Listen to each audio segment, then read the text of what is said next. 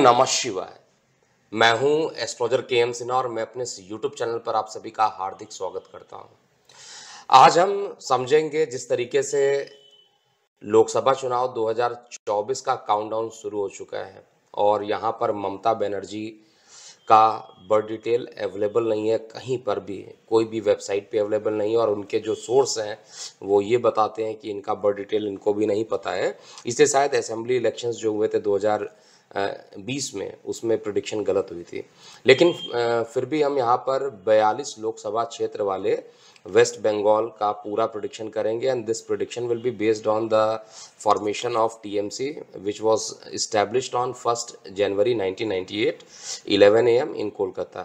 तो TMC का क्या होने वाला है, अगर आप पूरा इतिहास देखिएगा, क्योंकि मैंने पूरा रिसर्च किया है इस पूरे विषय को लेकर। ममता बनर्जी जी का बर्थ डिटेल नहीं मिल रहा है, कोई दिक्कत नहीं है।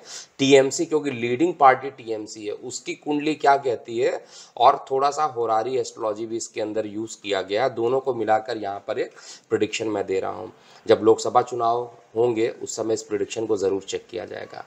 42 लोकसभा सीट पश्चिम बंगाल का, और उसमें अगर आप देखिएगा जब से भारत स्वतंत्र हुआ है और यहाँ पर चुनाव हुए हैं 1951 से लेकर 1967 तक कांग्रेस का दबदबा पूरे पश्चिम बंगाल में रहा है। उसके बाद सीपीआई यानी कम्युनिस्ट पार्टी जिसको कहते हैं, वो लगातार 1967 से 2004 तक उनका कब्जा था पूरा। तो दो ही पार्टी वहां पर लगातार पश्चिम बंगाल में हावी थी। एक तो इंडियन नेशनल कांग्रेस जो कि 1967 तक पूरे तरीके से लोकसभा चुनाव में एक तरफ वोट उनको मिलता था। उसका सीपीआई जो रहती थी मेन विपक्षी पार्टी थी, और बाद में सीपीआई का जो टारगेट अपना था कि सत्ता पाना, वो अपने सत्ता को पाने में सफल रहे हैं। उसके बाद 2004 तक इनका प्रभुत्व पूरे तरीके से रहा और 2004 के बाद से कहा जाए 2004 के बाद से लगातार टीएमसी का जो राइज हुआ है, क्योंकि टीएमसी 2009 के बाद, माफ कीजिएगा, 2009 के बाद जो टीएमसी वहां पर आई है वो लगातार 3 बार वहां पर लोकसभा चुनाव में सबसे ज़्यादा सीटें उनको मिली है। 2009 में जहां पर 19 सीटें, 2014 में 34 सीटें और 2019 में 22 सीटें इनको मिली हैं। तो आइए हम समझते हैं कि एस्ट्रोलॉजी के अकॉर्डिंग टीएमसी का चार्ट क्या कह रहा है। टीएमसी की कुंडली अगर आप देखिएगा तो मीन लगन की कुंडली बनती है और जो इनका राशि है मकर राशि बनता है। तो मीन लगन मकर राशि की कुंडली है, और जब राहु की महादशा चली थी तब इनके लिए इनका जो स्थायित्व था बहुत तेजी से बढ़ा। स्टार्टिंग में जब पार्टी का फॉर्मेशन हुआ था मंगल की महादशा चल रही थी।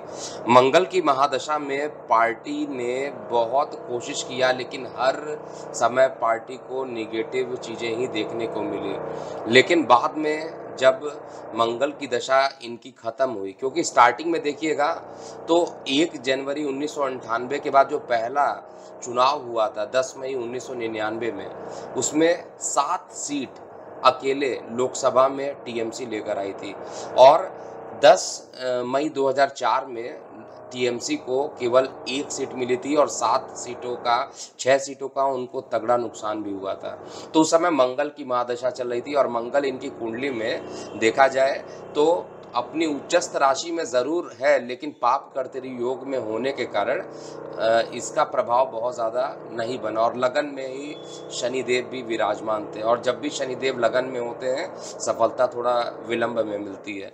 लेकिन जो भी पार्टी का रहा उसमें एक चीज़ तो क्लियर है कि जैसे ही राहु की महादशा इनकी प्रारंभ हुई, राहु इनके लगन भाव से 6वें भाव में है, और 6वें भाव का राहु राजनीतिक सफलता निश्चित रूप से देता है। तो राहु की महादशा से इनको सफलता मिलनी प्राप्त हुई है 2008 से लेकर लगातार 2022 तक। अभी देखा जाए 2023 तक इनको सफलता मिली है, लेकिन आगे क्या होगा ये जरूर चेक करना है। मेरा प्रेडिक्शन ये कहता है कि इस बार टीएमसी को जो सीट मिलेगी वो पहले के रिस्पेक्ट में कम होगी, ये मैं श्योर हूँ। कितनी सीट मिलेगी, क्योंकि पिछले बार टीएमसी को 22 सीट मिली थी, इस बार मेरा प्रेडिक्शन है केवल 12 से 15 सीट इनको मिलना चाहिए। और सबसे बड़ी पार्टी जो रहेगी भारतीय जनता पार्टी लोकसभा चुनाव में उभर कर सामने आएगी।